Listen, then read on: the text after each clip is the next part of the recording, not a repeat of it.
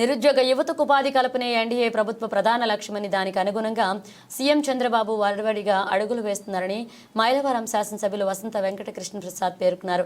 ఇబ్రహీంపట్నంలోని స్వర్ణ convention హాల్లో Telugu Desam party VHS groups సంయుక్త ఆధ్వర్యంలో ఏర్పాటు చేసిన జాబ్ మేళాను శాసనసభ్యులు కృష్ణప్రసాద్ ఆదివారం ఉదయం ప్రారంభించారు. తొలుత అన్న ఎన్టీఆర్ ప్రతిమకు పూలమాలలు వేసి నివాళులర్పించారు. జ్యోతి ప్రజ్వలన చేస్తారు. ఈ మేళాలో దాదాపు 25కు పైగా కంపెనీలు పాల్గొన్నాయి. విహెచ్ఎస్ సంస్థ ద్వారా జాబ్ మేళా ఏర్పాటు చేయడం జరిగింది. తప్పకుండా ఈ జాబ్ మేళా ద్వారా మన మైలవరం నియోజకవర్గ ప్రాంతంలో ఉన్నటువంటి నిరుద్యోగ యువకులకు ఉపాధి అవకాశాలు లభించాలని ఆకాంక్షిస్తూ ఉన్నాం. ఎవరైతే ఈ సంస్థ నిర్వాహకులు ఉన్నారో మన ప్రాంతానికి సంబంధించిన వ్యక్తులు కావటం వల్ల రాబోయే కొద్ది రోజుల్లో మైలవరంలో కూడా మళ్ళీ ఉద్యోగ మేళా ఏర్పాటు చేస్తామని చెప్పి తెలియజేస్తూ తప్పకుండా, ఎందుకంటే అతి త్వరలో మన ప్రాంతం ప్రముఖ ప్రాంతం కాబోతా ఉంది. రాజధానికి కేవలం 5 నిమిషాల దూరంలో ఉన్నాం. మన గొల్లపూడి దగ్గర ఉన్నటువంటి వెస్ట్ బైపాస్ అటుపక్క రాజధానిలోకి ఎప్పుడైతే మనకి యాక్సెస్ త్వరలో నెల రోజుల లోపల అటుపక్క బ్రిడ్జ్ కూడా ప్రారంభమవుతుంది. అయితే 8 కిలోమీటర్లు ఉన్న మనకి అతి దగ్గరగా రాజధానికి దగ్గర కాక రాజధాని కూడా చంద్రబాబు నాయుడు గారికి దాదాపు 34,000 కోట్ల పైన పనులు పరిపాలనాపరమైన అనుమతులు మంజూరు చేశారు. కాబట్టి ఇక్కడి నుంచి టెండర్లు పిలవటం, ఆ పనులన్నీ ప్రారంభించడం, మన ప్రాంతంలో ఉన్నటువంటి నిరుద్యోగ యువత కావచ్చు, లేకపోతే అన్స్కిల్డ్ వర్కర్స్ కావచ్చు, పెద్ద ఎత్తున ఉపాధి అవకాశాలు వచ్చే 6 మాసాల్లో ప్రారంభం కాబోతూ ఉన్నాయి. ఎందుకంటే ఏవైతే రాజధాని నిర్మాణం ప్రారంభమైతే మన ప్రాంతానికి అవకాశాలు పెరుగుతాయి అని మనం ఆశించామో ఆ మేరకు ఆ దిశగా చంద్రబాబు నాయుడు గారు వడివడిగా అడుగులు వేస్తూ ఉన్నారు. తప్పకుండా నూతన సంవత్సరంలో 2025లో మన ప్రాంతంలో చేసిన వాళ్ళకి చేసినంత పని దొరికే అవకాశం రాబోతుంది.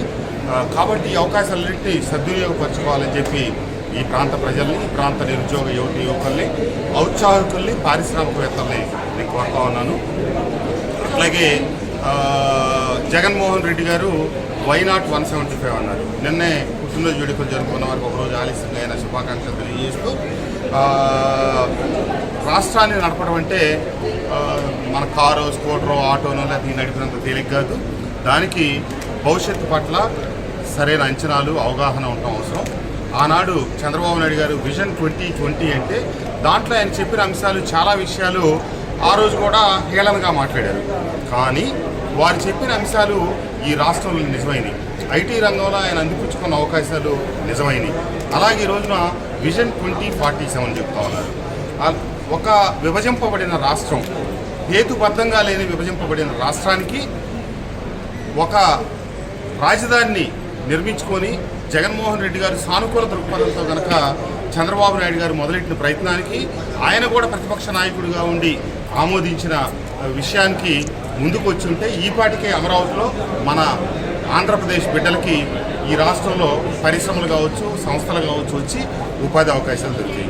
కానీ ఆయన అనుభవ రాహిత్యం, అవగాహన రాహిత్యం, 3 రాజధానులు అని చెప్పి ఈ ప్రాంతం మీద కక్ష కట్టి ఈ ప్రాంతంలో పరిశ్రమలు రాకుండా చేసి కృష్ణా, గుంటూరు జిల్లాల్లో ఒక ప్లైవుడ్ సంస్థ 800 కోట్ల రూపాయలతో పరిశ్రమ ఇక్కడ స్థాపిస్తానంటే జగన్మోహన్ రెడ్డి గారు చెప్పారంట. వాళ్ళకి ఇక్కడ రాజధాని పెట్టి అన్ని అవకాశాలు కల్పిస్తేనే చంద్రబాబు నాయుడు గారికి పోటీ లేదు. కృష్ణా, గుంటూరు జిల్లా ప్రాంతం వాళ్ళు అందరూ మనల్ని గెలిపించారు. కాబట్టి ఇక్కడ పరిశ్రమలు పెట్టినందువల్ల వీళ్ళేమి మన ఇదిగారు. కాబట్టి ఇక్కడేం పెట్టాల్సిన అవసరం లేదు, వేరే చోట పెట్టమని ఈ ప్రాంతంలో వచ్చే పరిశ్రమలు కూడా జగన్మోహన్ రెడ్డి గారు పంపించడం జరిగింది. దానికి ప్రత్యక్ష సాక్షులు కూడా ఉన్నారన్నమాట. కాబట్టి జగన్మోహన్ రెడ్డి గారికి ఈ ప్రాంతం మీద కక్ష, ఈ ప్రాంతం మీద కావాలని ఉద్దేశపూర్వకంగా అభివృద్ధిని జరగకుండా చూశారు. కాబట్టి ఆయన వైనాట్ 175 అన్నారు. కాబట్టి మనం అందరం ఈ ప్రాంత ప్రజలు చెప్పాలి, వైనాట్ జగన్మోహన్ రెడ్డి గారు 1 టైం సీఎం అని మనం నిరూపించాలి.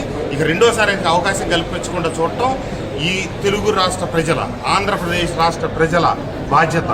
ఎందుకంటే ఈ రాష్ట్రం అభివృద్ధి చెందాలన్నా, ఈ రాష్ట్రం పారిశ్రామికంగా ముందుండాలన్నా, ఈ రాష్ట్రం ఒకనాడు 90వ దశకంలో చంద్రబాబు నాయుడు గారు ఐటీ రంగాన్ని మొదలెడితే అది ఆయన ఫామ్ హౌస్ కోసం ఆయన ఏదో పొలాలు కొన్నారనో, ఆయన పొలాలు ఏదోదో వికృతమైనటువంటి ప్రచారాలు చేశారు.